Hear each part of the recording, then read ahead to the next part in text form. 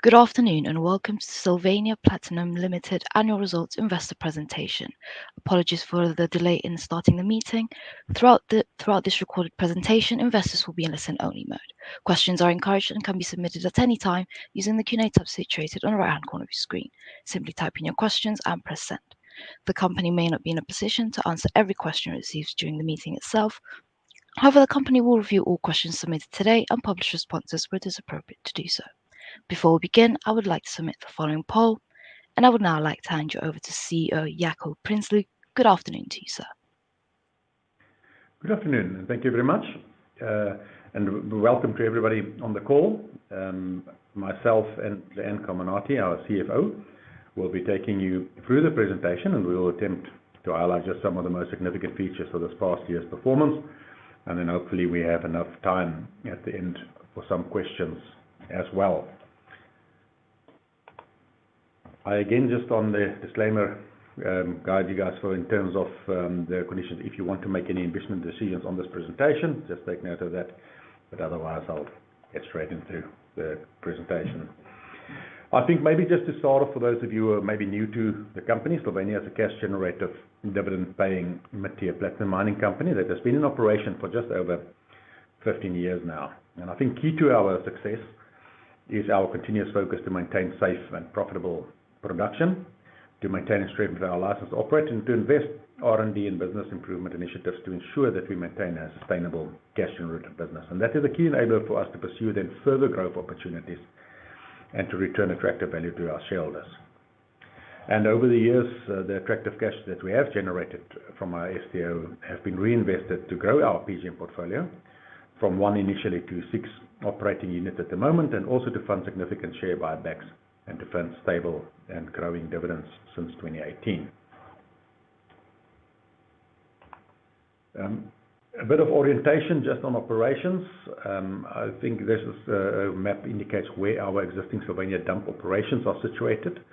3 of our operations, Mooinooi, Millsell and Lesedi, are on the western limb of the Bushveld complex in South Africa, and Lannex, Tweefontein and Doornbos situated on the western limb, on the eastern limb of the Bushveld complex, sorry. I think probably noteworthy and a new addition to the slide is very exciting, our Tava joint venture project or operation that we have just announced post results close, but in the first week of August, which is on the northern part of the western limb of the Bushveld complex, and I'll deal a bit more about, discuss a bit more details around that joint venture project a bit later in the presentation. When we look at the exploration assets, these are current owned exploration assets the company have, and they have secured and acquired between 2009 and 2010 already, for which we have approved mining licenses. And those are Volspruit project on the south end of that resource, and then Aurora and Hacra on the northern end of the northern limb. And again, we will touch on more detail later in the presentation. So if we jump into the overview of the performance for the year, I am very proud of a very solid set of results from both our operations and also financial performance. We have managed to achieve a record performance of 75,469 ounces 4E for the year, which is a new annual record for our operations, and about 13% improvement on the previous year. And just for comparative purposes to peers in the industry, that equates to about 96,000 ounces of 6E ounces.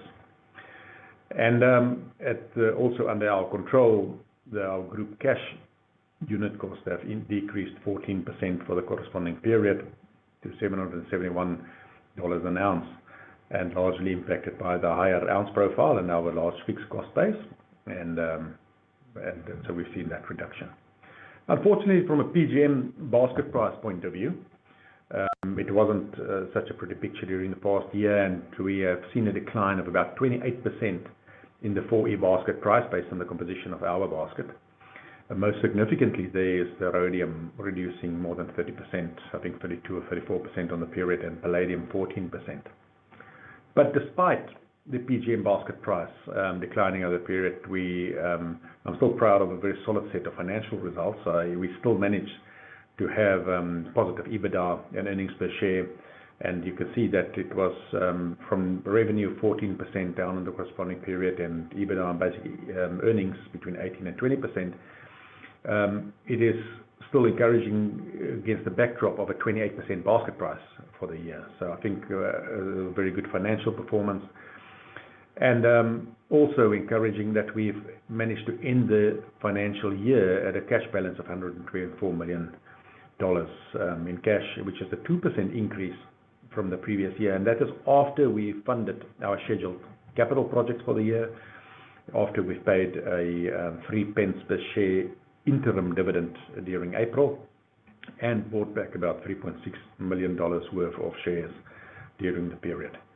So on the back of the cash balance and strong performance and our outlook for the year, the board was very happy to approve a final dividend of 5 pence per share to be paid in December. And that, together with the 3 pence interim dividend already paid earlier this year, brings the total dividend for the year to 8 pence for the year, maintaining our dividend that we've paid in the previous financial year. From operations perspective, maybe just chatting a bit more on what enabled us to get the 13% higher ounce production. You can see that our PGM feed tons was 12% higher, and here in particular, the performance from Lesedi that had a stable production run during the period compared to some tailings-related interruption in the previous financial year have aided to the increase in PGM feed tons. And then also Tweefontein had significantly higher feed rates as based on management's efforts to increase stability, running time on that operation, and also pushing the envelope and throughput as the MF2 came up and we have adequate residence time available. So that enabled us to have the higher PGM throughput rates. From a PGM recovery point of view, we have had a 5% increase year on year, and although all our operations have seen higher PGM recoveries during the year, most notably here is the contribution of the Lesedi and Tweefontein secondary milling flotation circuits, the MF2 circuits that have been rolled out and optimized during the past year. And we've seen very encouraging results, and it's I'm glad to see that the projects have been delivering what they've been intended to do. And with that in mind, we're also excited about the Lennox MF2 that is just started commissioning in the last week or two and will be optimized during the next 3 to 6 months. So we're looking forward to that performance for the rest of the year. It's also important to note that the PGM ounce performance was, despite the 5% decline in PGM feed grade, and mostly impacted by a change in resources at both our Lesedi and Doornbos mine, where we're targeting a lower grade dump resources as the next phase of the life of the project. But our additional efforts to work on throughput and recovery is helping to mitigate any grade impacts we might have. So when you look at the graph on this slide, you can see that we are forecasting approximately 74 to 75,000 ounces for the 24 financial year, and then we increase that production towards 2025 as the feed grades at Lesedi and Mooinooi again then improve, but then also the very encouraging contribution of the Taba joint venture that then comes in and is aimed to commission during the second half of the 25 financial year. You can see the green bars at the top there, and then in 2026 it would have the full contribution, which we equate to about an additional 6,500 ounces attributable to Sylvania per year. And I think that would bring our total production to just over 80,000 ounces, I think about 84,000 ounces for the 4E, and over 100,000 ounces 6E per year once the Taba JV is running consistently. I'm not going to go into a lot more detail. We often have people asking us more detail on the individual operations, and from this slide, maybe just worth pointing out one or two items that we have not discussed earlier. I think noteworthy here is the excellent safety performance from our Doornbos operation that achieved 11 years lost time injury free in June, which is an industry-leading performance and certainly something we are very proud of. Also, the record PGM feed tons and recovery efficiency and ounce production performances at Tweefontein during the year was a big enabler for our overall production performance. I think on the slightly negative side in the past financial year was just at Lesedi, where that's our one operation that has been impacted by the power situation in South Africa through load curtailment, and we lost about 300 hours during the year. But we are mitigating that impact by installing a new backup generating system at Lesedi, which is due to commission during the next quarter, and we're looking forward then to mitigate even those downtimes. And then, as I mentioned earlier, is the commissioning of the next MF2 in the next quarter, the post-commissioning optimization that should add significant value. Overall, we expect the SDO to continue a strong performance in 2024, and therefore we maintain our guidance as I stated. Just before we go into the financials, it's maybe just worth considering what the impact of the metal price was. As you heard me say on the financials, the results summary slide, that the 28% decline in the 4E PGM price significantly impacted our financials. And you can see on the graph at the top right there, where we have both the US dollar and South African rand 4E basket prices. You can see the decline over the past period. And at the bottom, you can see in particular how the palladium and rhodium prices have had a significant decline, and primarily driven by the slower than anticipated recovery in the auto sector, especially the internal combustion auto manufacturing during the past year. So just you'll see how we deal with this later in the presentation. I think also, which will have bearing on the financial figures, and we'll discuss in a moment, is we do indicate some sensitivities on some of our future-looking numbers. And it's always difficult to pick one set of PGM prices or a set of basket prices to predict future performance, because there's quite a varying view from analysts on this in the medium to longer term. I think everybody is in agreement that metal prices should start to recover during the next 6 months going forward, but longer term there's a varying view. And what we have just done is we have included the forecast from 3 different institutions and that we often work with, and that being Nedbank Corporate Investment Banking, Standard Bank Securities, and also Liberum, as an indication of what sensitivities we apply. And these graphs just give you an idea of how they view the metal prices to behave in the next couple of months. Now, I think with that behind us, I'm going to hand over to Leanne to take us through the financial results. Thank you, Leanne. Thanks, Jaco. I think the 2023 financial year has been a tough year for most in the industry, with the decrease in the metal prices over the past year, but especially the sharp decline in recent months. This, coupled with a high cost inflation, has added further pressure to maintaining profitability in the industry.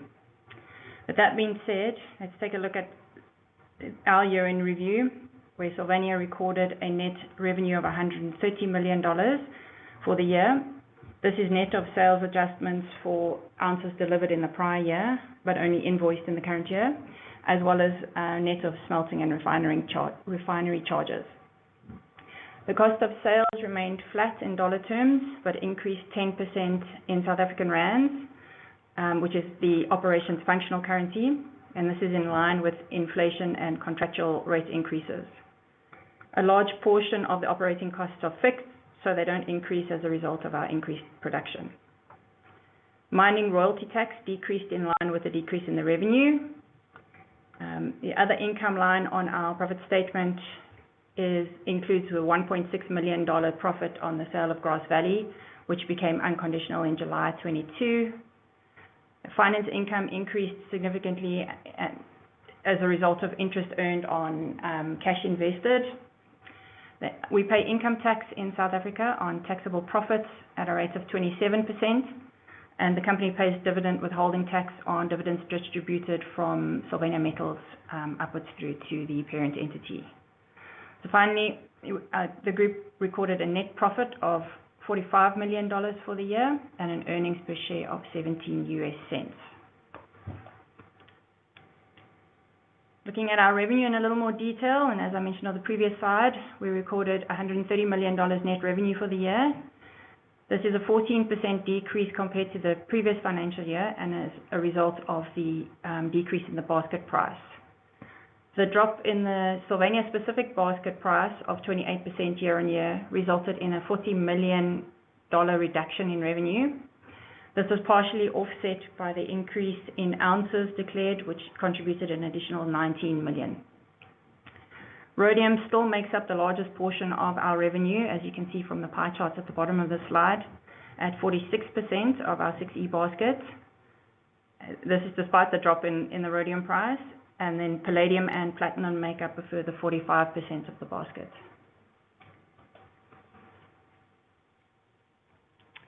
If we look at the operating costs of the group, direct operating costs are incurred in rands as well, and in rand terms, the operating cash cost per 4E ounce increased 4% year on year. However, in dollar terms, the operating cost decreased 11% to $640 per ounce. The main contributors to the costs are employee costs, where we incurred a 7% average increase on salaries of employees in the bargaining unit. The majority of our operational employees are unionized and form part of this bargaining unit, as well as the additional appointments for the Tweefontein MF2 plant, which came online during the year. Mining costs increased due to the higher feed tons through the plant. Electricity, we had an increase of 18.65%, which was effective from April 2023, as well as the increase in consumption with the addition of the Tweefontein MF2 and the ramp-up of the Lesedi MF2 following commissioning in the later part of last year. Concentrate transport increased. The higher ounce production obviously resulted in an increased number of trucks required to deliver to the smelters, and our reagent costs were higher with higher than inflation increases due to certain components of the chemicals being imported and the impact of the weaker rand. These increases in operating costs are not unique to Sylvania, and we're still at the lowest quartile of the industry cost curve. That curve is included in the presentation as part of the appendix, so if you would like to have a look at that. At the current exchange rate and target production for 2024, we're estimating an average cash cost of between $700 and $750 per ounce for 2024. Moving on to our group EBITDA. The group recorded an EBITDA of $66 million for the financial year. Again, the decrease year on year is a direct result of the drop in the metal prices and the weaker average rand dollar for the reporting period. It's uncertain what the metal prices are going to do for the next 6 months, but in the long term, the forecast remains positive, albeit not at the levels we saw in 2020 and 2021. Based on the range of forecasts, as well as the current spot price, the EBITDA estimate for 2024 and onwards ranges from $20 million to as high as $120 million. But I think the key takeaway from this graph is that regardless of the current prices, Sylvania still remains profitable at the lower basket.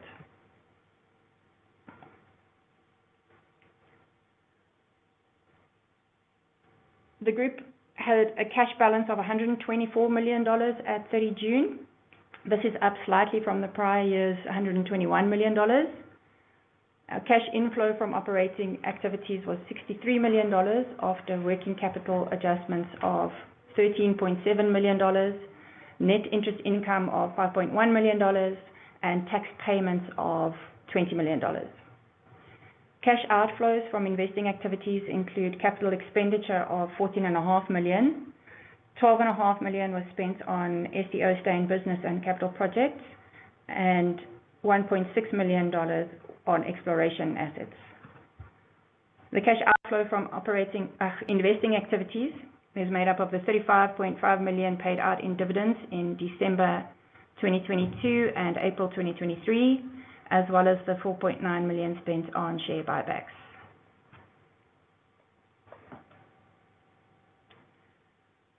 As I just mentioned from the previous slide, we spent $12.9 million on capital at the dump operations. Most significantly was the capital spent on the Tweefontein and Lannex MF2s of 5.3 million, and then tailings dams cost at the various sites of 2.6 million. The addition of the MF2s is expected to improve plant recoveries going forward.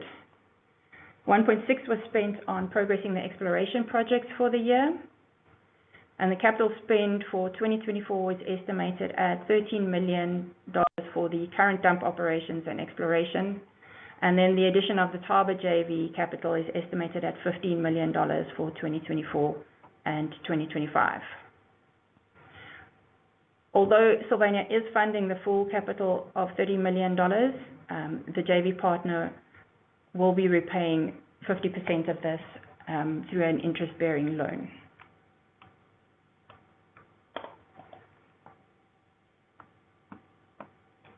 Returning value to our shareholders is important to the board, and the revised new dividend policy was announced with our half-year results and was effective 1 July 2022. Under this policy, the company pays out a minimum of 40% of adjusted free cash flow, and the board took a decision to declare a final dividend of 5 pence, bringing the annual dividend to 8 pence after the 3 pence dividend that was declared in February 2023. We're pleased to have been able to maintain the 8 pence per ordinary share that was paid in the prior year, despite the drop in the metal prices and cost inflation. During the year, 4.8 million shares were also bought back, and 3.6 million of these were cancelled post-year end. So in total, the company has paid out $101 million in dividends since our maiden dividend was declared in 2018, and we've bought back 61 million shares since 2015, of which 24 million have been cancelled. Further growth and the expansion project, the Thaba JV are funded from cash reserves, and hence the reason why we have kept a large cash surplus back over the past few years. If we look at our ESG, just a brief touch on this. ESG has always been part of our business model, given the nature of our operations, being the reprocessing of historical dumps, and then constructing new tailings facilities that are of the highest standard, but while prioritizing the well-being of our employees by providing a safe, all-inclusive working environment. Good governance is also the foundation of a good business, and the board ensures that stakeholders are well informed through clear and transparent reporting. If we just look at a few highlights for our ESG for the year, the revegetation trial is progressing well, and an increase in the grass and plant growth has been observed, as well as additional insect life that's been observed in the area.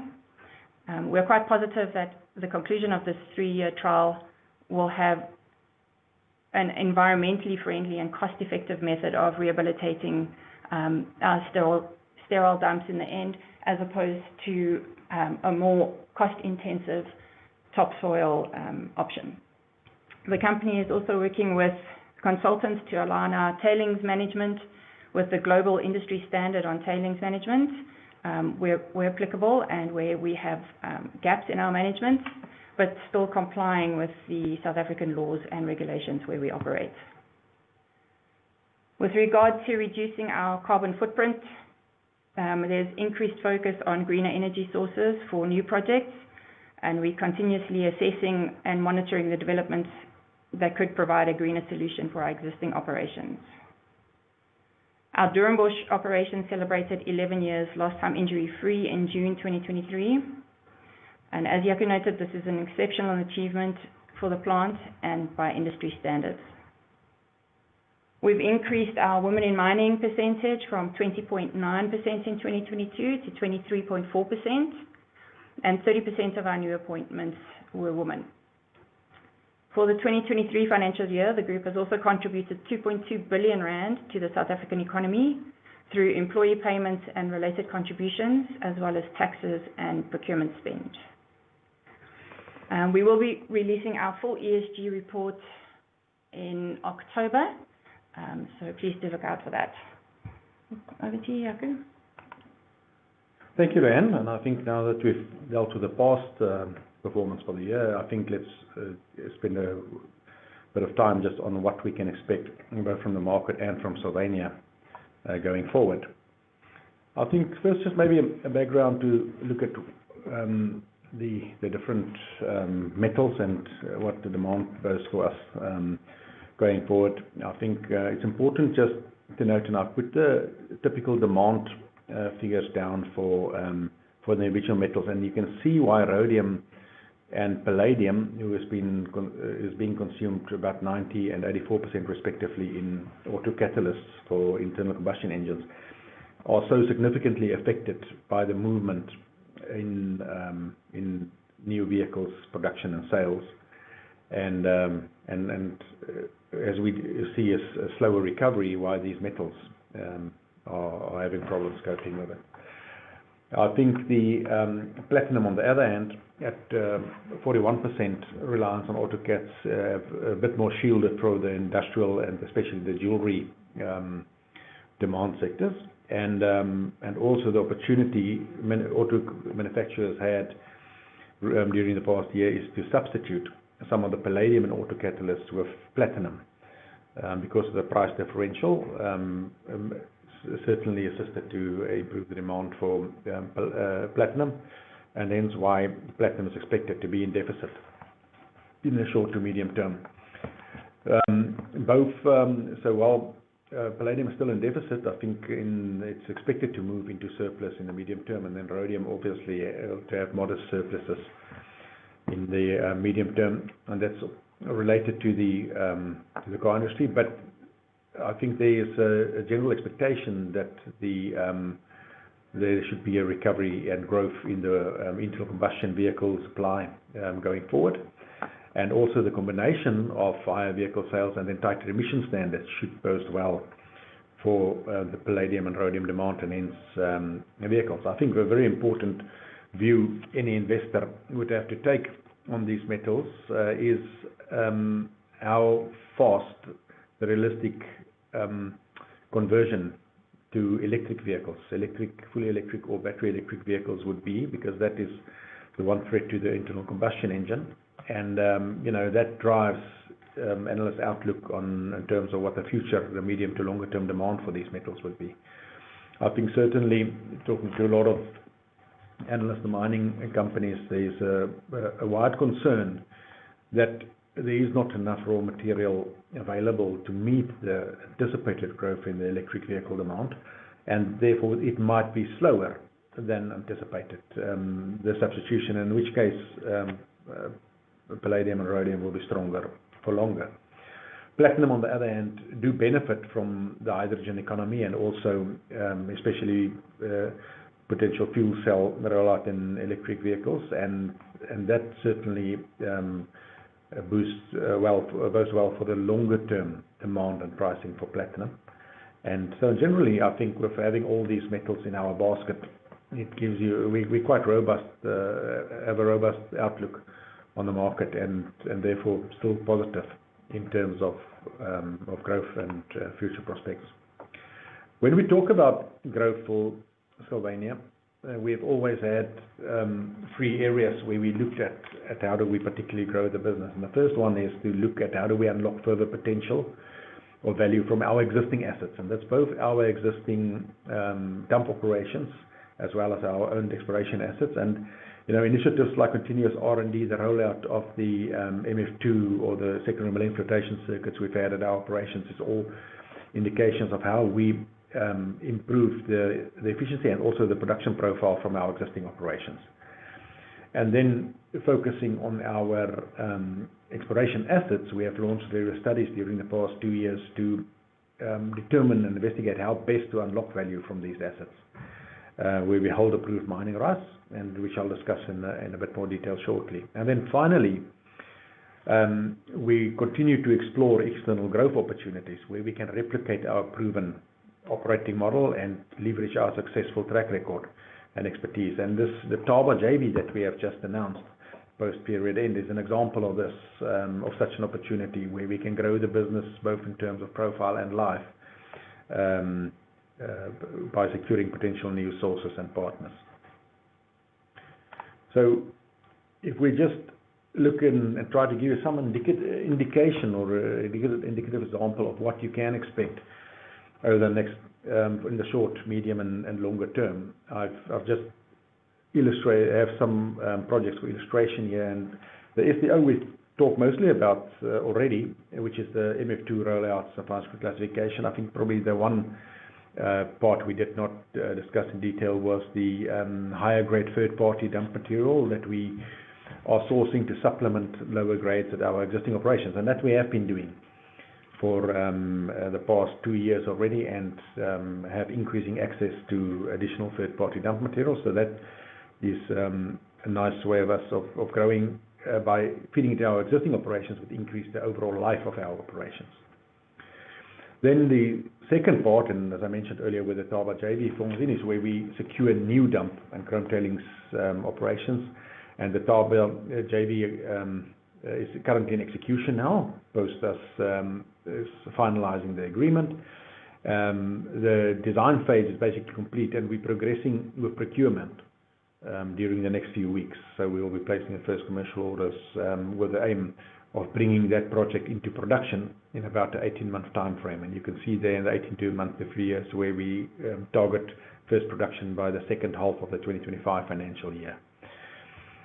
And besides securing the Thaba JV on the Western Limb, we also have exciting opportunities on the Eastern Limb, where we have exclusive access to multiple chrome tailings resources on the Eastern Limb. And we are in the process to engage with partners and host mines there to see what the best strategies to unlock the full potential. So is to see how do we best treat that material. Our view certainly is that in the next 18 months to 2 years, we should be able to add an additional chrome tailings and PGM facility on the Eastern Limb. That would be our 4th operation on the Eastern Limb, and they would be able to add significant value to the business. And we're engaging, as I said, with specific host mines and completing our final technical and commercial due diligences. On the western side, we also have further opportunities to increase ROM treatment, and we're also engaging with that, and it holds some very real potential. In terms of the owned exploration assets, I'm going to go in detail about it, but since we've announced the findings of the studies in October 2022, so during the first half of the previous financial year, there is not significant new deliverables to be announced, but I'll deal with what we can expect in the next 6 months. But we just worth saying that we continue to explore the projects and to determine how best we can add value for shareholders and to determine what strategy is best to employ. So turning out just briefly on having a snapshot on the Thaba JV, and just at a glance, it is a joint venture with Limburg Chrome Mine, who is an existing chrome miner on the north of the Western Limb. Besides ROM feed material, there's also a historic dump resource of 2 million tons available, and that enables us to feed a combination of 16,000 dump and 50,000 raw material per year, so that we can produce approximately 13,000 ounces, 4E ounces for the year, which equates to almost 16,000 6E ounces, as well as 400,000 tons of chrome a year, 50% of which will be attributable to Sylvania. And also the current life of the project is a minimum of 10 years, primarily based on the period it will take us to deplete the dump resource, but the life of the mining operations and the resources is significantly longer, and we do have an option in the agreement to negotiate an extension if we would want to. The capital requirement for the project is about $32 million, Sylvania's portion of $16 million, and Sylvania will also fund the $16 million initially of the JV partner from our cash reserves, based on a interest-bearing secured loan to the JV partners. The economics investment parameters for the project is very attractive, and with a simple payback of less than 3 years. And as I said, we aim to commission within the second half of 2025. I think worth noting here why this is also very significant for us, this transaction, is besides the fact that it diversifies away from only being dependent on a single host mine, we are having other third-party partners. It also diverses our revenue stream into chrome, and that's significant because although Sylvania already produced between 350 and 400,000 tons of chromite concentrate per year for our host mines, we don't generate revenue for it under our current agreement. But under this agreement, the attributable 200,000 tons of chrome for Sylvania, based on recent chrome prices, would contribute approximately $30 to $35 million a year of additional revenue stream to the company. So certainly not insignificant and very attractive, especially when you in a down market in the PGMs. And then the third strategic benefit of this project is the location on the northern end of the Western Limb, and you can see our current operations more in the way the CDMOs are at the southern end of the Western Limb, and that's also where Teresa Minerals is situated, as well as Jubilee's chrome plant. So all the current chrome processes are all at the bottom of the Western Limb. And by having a licensed facility and treatment capacity at the north of the Eastern Limb, could well open the door for further opportunities in the geographic area. That makes sense. If we quickly just glance over the exploration assets, I mentioned earlier that on Volspruit we have published in October last year the initial mineral resource estimate and scoping study that was firstly focused on only part of the resource, which was the north pit, representing about 58% of the overall resource, and most of the work during the past or subsequent to October was to add the south pit resource as well to our mineral resource estimate, and to add rhodium that was previously excluded because it was not at the JORC compliant level of analysis at the time. So we are looking to publish, say, in the next month or so, an updated mineral resource estimate on Volspruit, which will then include the south pit and rhodium. And then later in the year, towards the end of this calendar year, we will focus on delivering an updated scoping study on Volspruit to give an indication of the true combined project value. On the Aurora and Hacra, Aurora is our project where we have a near-surface and discovered the near-surface T-zone mineralization along strike length, and initially targeting just the La Pucella target area, which is approximately 12% of the total project area, of the total 14-kilometer strike length. And we've published a mineral resource estimate in October, but the subsequent work has been focusing on relogging of historical core with the aim of proving continuity across the strike length of this mineralization, so that we can eventually declare a mineral resource estimate over the entire strike length, on which we can then base a scoping study for this project to determine what the value and potential for the company would be. And then the last project is our most northern project, bordering platinum group metals Waterberg project to the north, is our Hacra project, and there is we have a deeper level deposit, which we've announced exploration results for in October, and we have been working over the last year towards determining if we can declare a maiden resource estimate on this, and hopefully we'll have a final outcome during the next couple of months. And we will keep you updated of progress on these projects as we go along.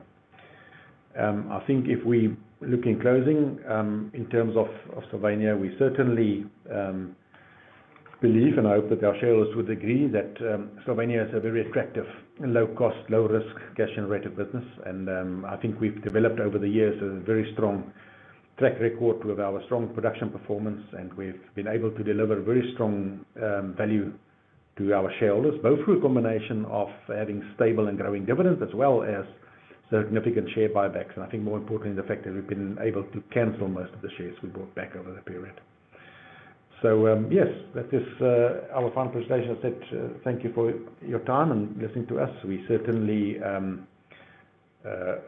very happy with the past year's performance and quite upbeat about the future, both in this next financial year as well as the medium to longer term for the company.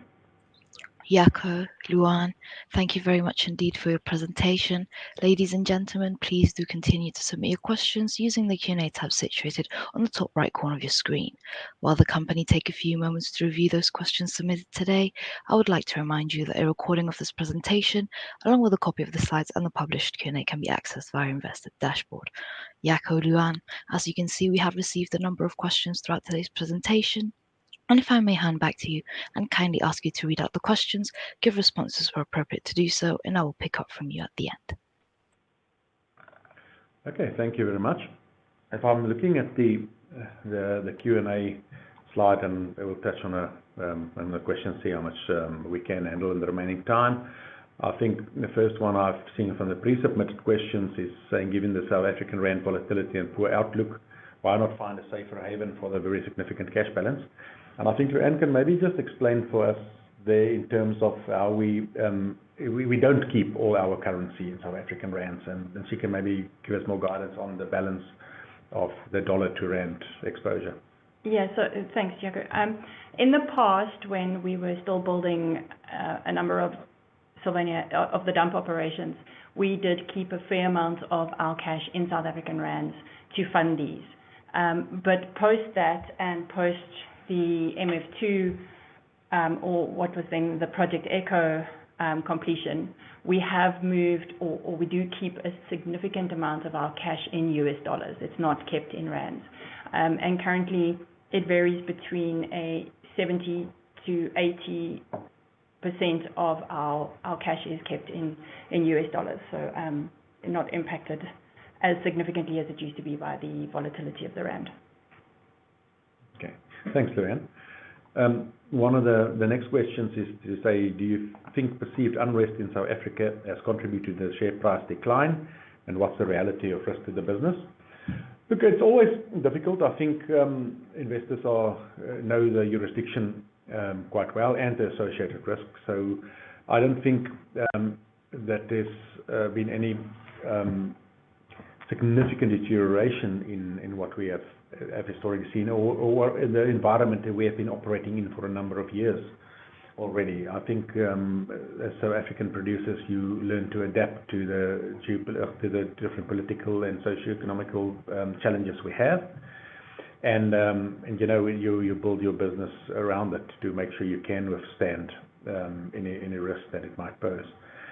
So to come back to the question, do I think that has contributed to the share price decline? I think there is certainly an element, and because as the South African rand weakened, and you know, given the overall credit ratings of South Africa, given the concerns about the upcoming elections in the next year, there might be an element of country risk in the share price. But if you look as well, I think the PGM price in particular have, I think, been the most significant driver of share price performance of not just Sylvania, but all PGM mining companies in the sector.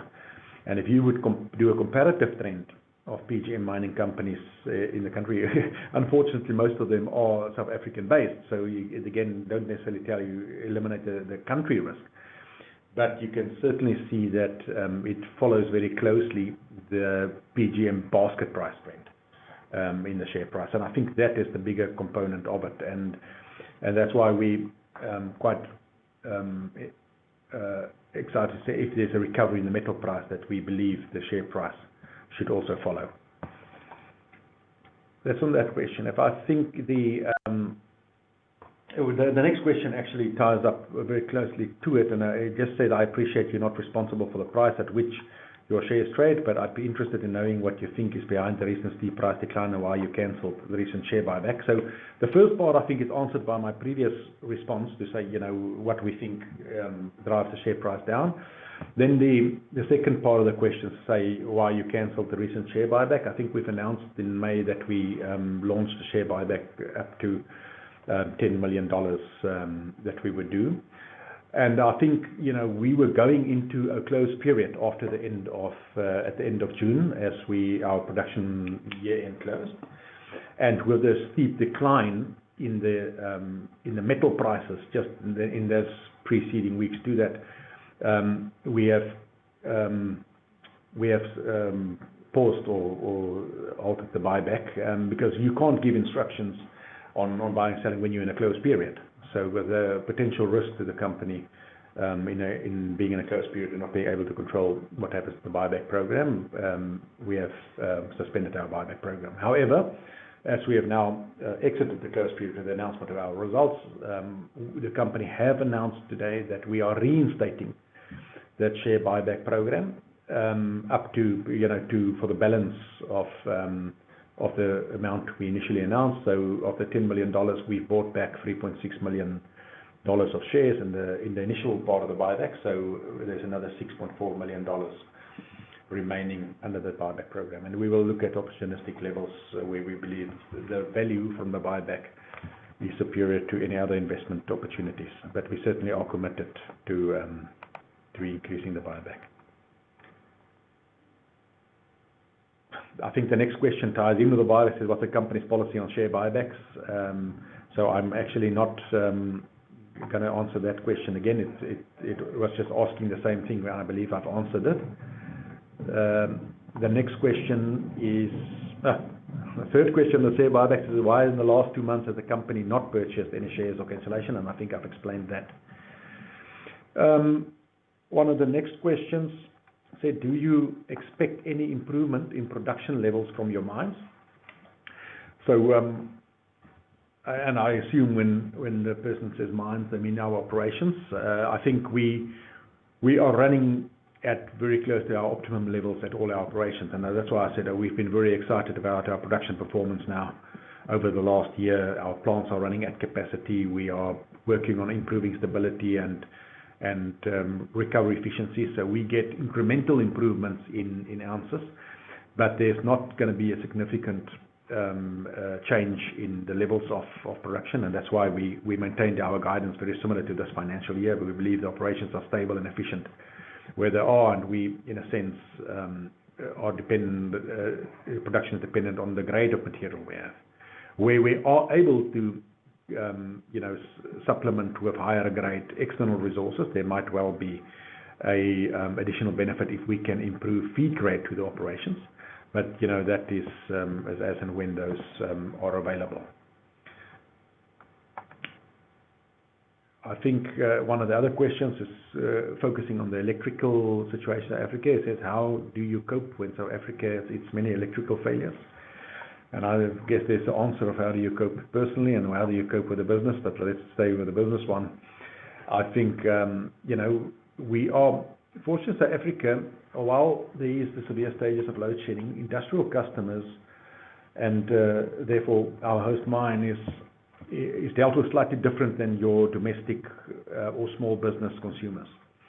So it is a system of load curtailment rather than load shedding, and they give the industrial customers the opportunity to cut a percentage of their power and plan where they want to cut it. So typically our host mine who have smelters and production mining operations would choose to cut the power and do the load curtailment, cut back the consumption on the smelter facilities where they are able to catch up production to an extent later, rather than losing a blasting shift or production from underground. And with 5 of our 6 plants being located at the mining operations, we are therefore not impacted by the electrical failures directly. However, Lesedi is our one operation that's situated at a smelter site, and they have experienced this downtime due to the load curtailment during the past year or 2.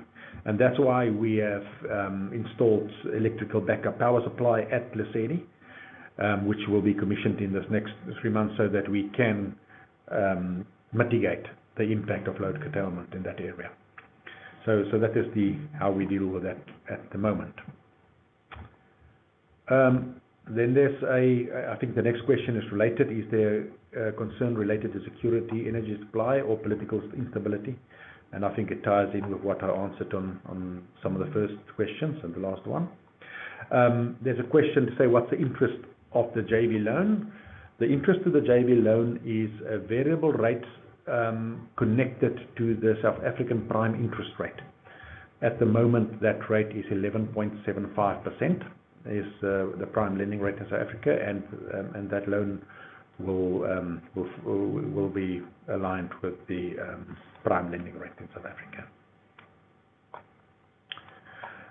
The next question says, could you comment on the very low share price in relation to the extremely low PE ratio? In your opinion, and when you believe the rhodium price will start to recover, and what level we could see the rhodium price rise from the current price of the 4-1. Thanks. So I think, I try to highlight just the fundamentals, what drives the rhodium price. And as you saw, rhodium 90% consumption in auto catalysts. And I think the other important ones are Africa producing 95% of world rhodium. So there are two things that impacted rhodium. So I didn't probably touch on the one earlier on that slide. The one is the demand with auto sales was down.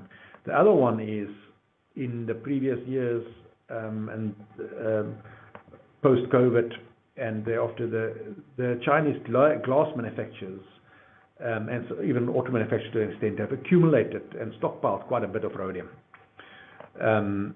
because of price concerns at the time. And because of the slower than anticipated recovery in the industry, especially in China and the consumer demand, those glass manufacturers have started to release a significant amount of rhodium from their stocks. And that also impacted on the rhodium price significantly. So that is, as the car manufacturing is expected to increase going forward, analysts also believe that the excess rhodium available from stockpiles, from especially China, is also nearing stable levels, that there wouldn't be additional levels coming from that. But saying that, I think, and I will go back to the outlooks from some of the investors in terms of the rhodium price outlook. I try to give an idea. You can see there is a range longer term, of certainly not going back to $50,000 an ounce. I think Standard Bank in particular have quite a robust outlook, but that's specifically driven about how much they think the substitution from electrical and internal combustion engines will come. But I think in general, if you look at the long-term outlook, it's between $5,000 and $10,000 an ounce long-term rhodium outlook. But rhodium has proved to be very volatile, and with all respect to the current analysts and others, if you look at the forecast people had a year or 2 years ago of the current environment, nobody predicted the environment we in at the moment. And that's why, we try to understand the dynamics driving it at the moment, but, also understand that it is quite a volatile market.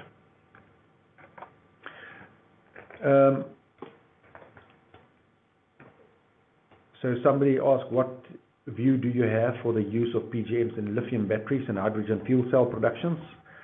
How would the timeline for this? So obviously the platinum is forming a significant play a significant role in the hydrogen economy, and palladium certainly to a much lesser extent, and rhodium as well. You probably have iridium and ruthenium are the two metals that make up the 6E are probably more likely to benefit from the battery and electric economy and hydrogen economy going forward. But platinum certainly will benefit from it. There's a lot of work being done on advancing technologies and especially to focus on commercialization. The timeline for this, I think there's certainly your Johnson Matthey's And some of the big companies have outlooks based on what they think the demand would be. But there, I think, is certainly concern about supply, about can there be enough mines, lithium, copper, nickel, cobalt, manganese mines to supply in this new economy and to enable electric and battery electric vehicles. So, I think it'd be responsible for me to try and put a timeline to it. But just be aware that those things definitely play a role. Somebody has asked, and I think it ties in with those battery metals, have you considered taking over Bushveld Minerals with the synergies and poor performance?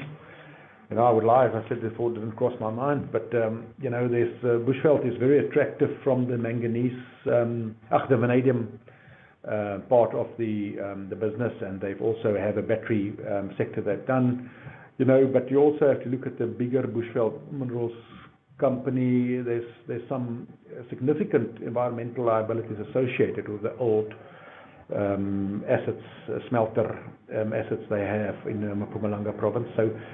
So we constantly, exploring opportunities and investigating opportunities in attractive battery or future minerals. It doesn't exclude anyone in particular. So we certainly will evaluate opportunities on the merits of it. So we'll have a look at that.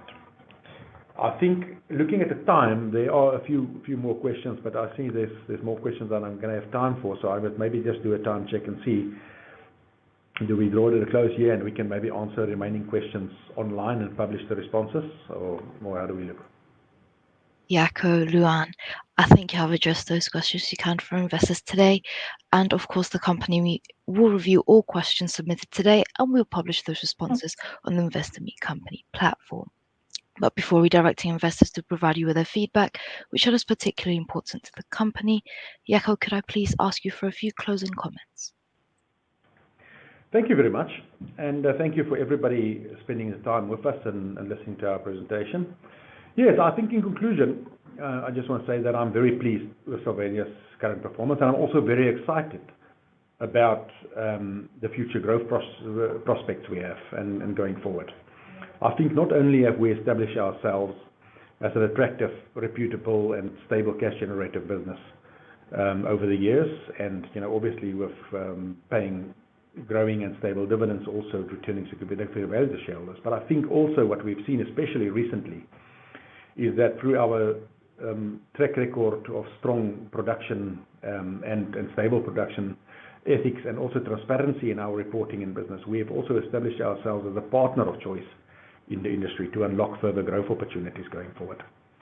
So, as I said, I'm overall very happy and encouraged by the performance, and I want to thank all our shareholders and other stakeholders for their trust and support, and I'm looking forward to continue this journey with you all. Thank you very much. Jaco, Luan, thank you very much once again for updating investors today. Could I please ask investors not to close this session, as you will now be automatically redirected to provide your feedback in order that the board can better understand your views and expectations. This will only take a few moments to complete, and I'm sure will be greatly valued by the company. On behalf of the management team of Sylvania Platinum Limited, we would like to thank you for attending today's presentation, and good afternoon to you all.